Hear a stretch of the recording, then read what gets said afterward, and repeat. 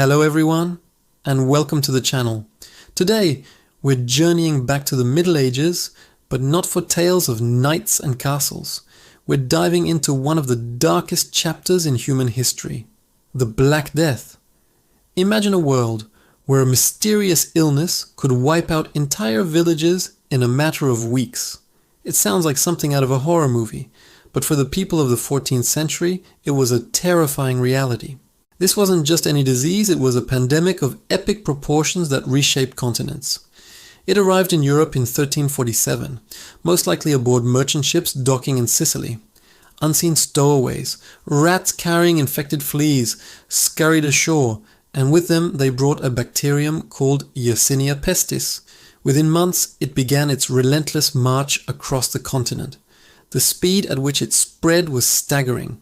It traveled along trade routes, from bustling port cities to apathetic inland villages, leaving a trail of devastation in its wake. So what was it actually like to get sick?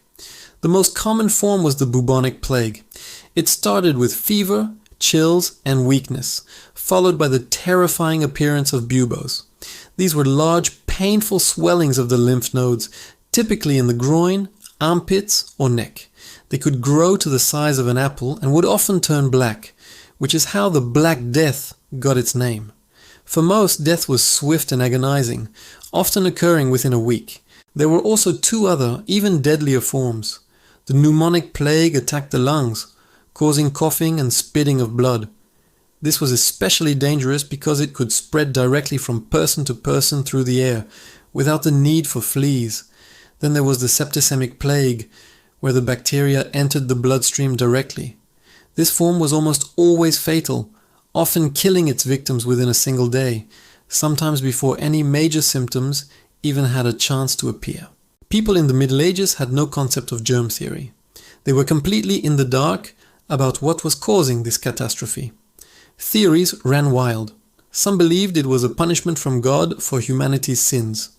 This led to a surge in religious fervor, with people flocking to churches and participating in mass processions, hoping to appease a wrathful deity. Ironically, these large public gatherings only helped the plague spread faster. Others looked for a more earthly explanation. They blamed miasma, or bad air.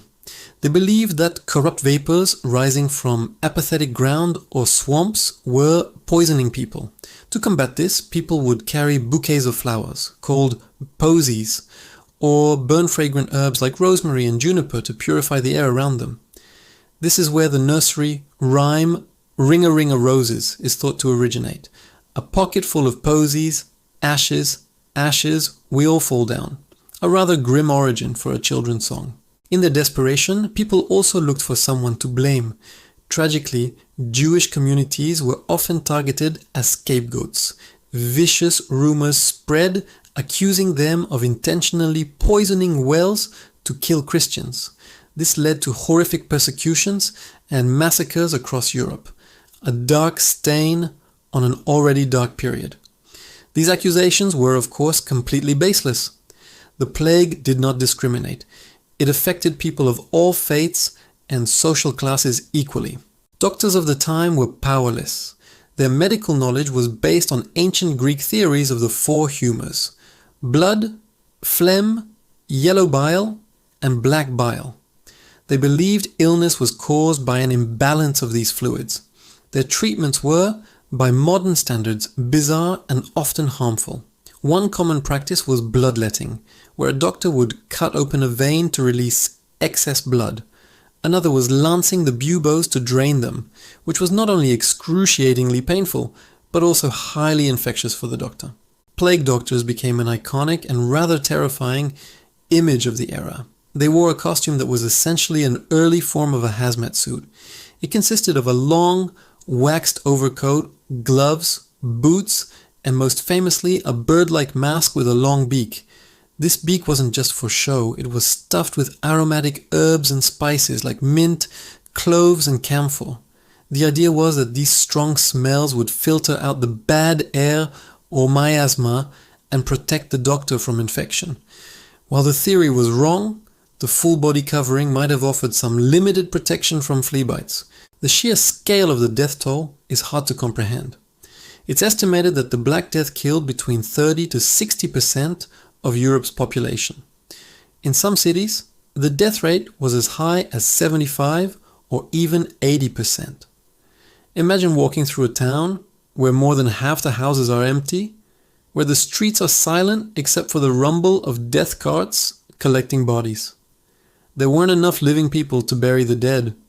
Mass graves were dug, giant pits where bodies were layered like lasagna, with thin layers of earth in between. This demographic collapse had profound and lasting consequences. With so many workers gone, the entire social and economic structure of Europe was turned upside down. For centuries, the feudal system had dominated.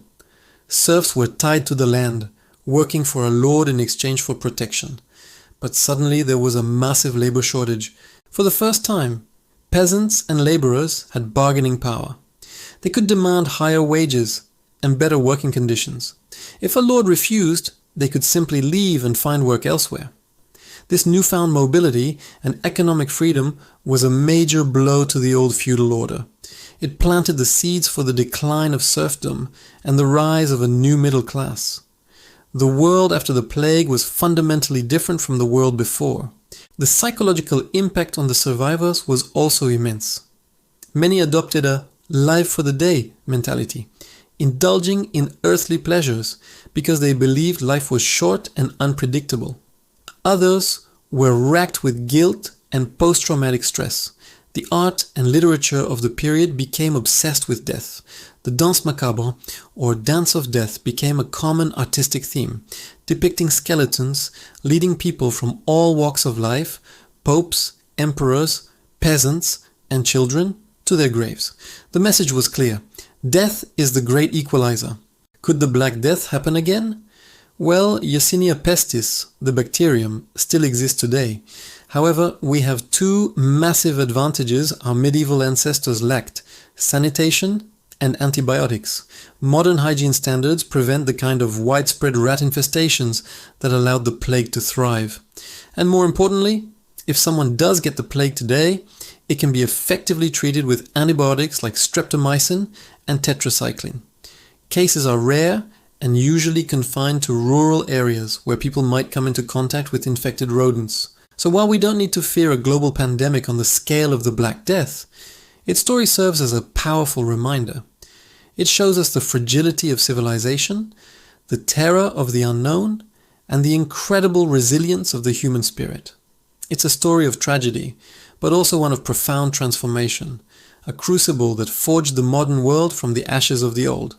It's a stark lesson in how a microscopic organism can change the course of human history forever. Thank you so much for joining me on this journey back to the 14th century. It's a heavy topic, but a fascinating one. If you found this video interesting, please give it a thumbs up and don't forget to subscribe to the channel for more deep dives into history.